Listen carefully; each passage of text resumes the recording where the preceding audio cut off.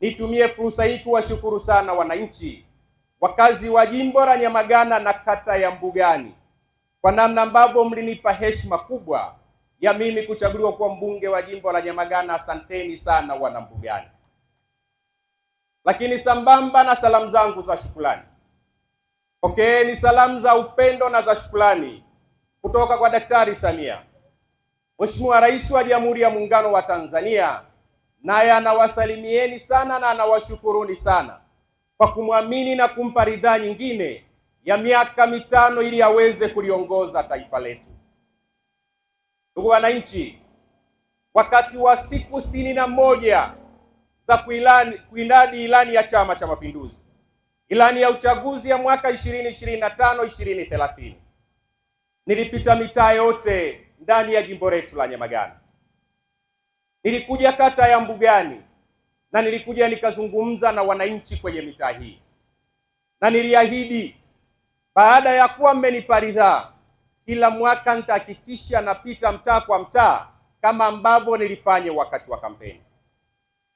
Na lengo la mimi kupita mtaa kwa mtaa ni kuja kuwasikilizeni, kupokea kero zenu, kupokea changamoto ambazo zinawakabili kwenye mitaa yenu, lakini zaidi ya yote kupata ufumbuzi na suluhu za changamoto na kero ambazo mnazo kwenye mitaa yenu.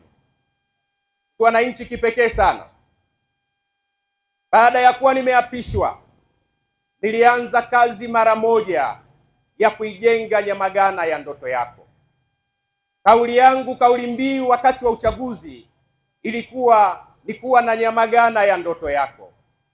Nyamagana ya ndoto yako, tunatamani miundombinu ya barabara ipitike nyakati zote, lakini ifanane na hadhi ya jiji la Mwanza. Tunahitaji tuguse kila sekta ambayo mwananchi katika maisha ya kawaida kila siku anakutana nazo. Ndugu wananchi, nataka niwahakikishieni kazi hii tunaiweza na tumekwisha kuianza.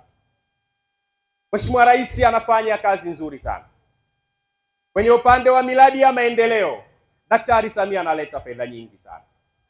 Kazi yangu mimi kama mwakilishi wenu ni kuhakikisha naisukuma serikali iweze kuleta fedha za maendeleo ili tuweze kutatua kero na changamoto za wananchi ambao tunawakilisha.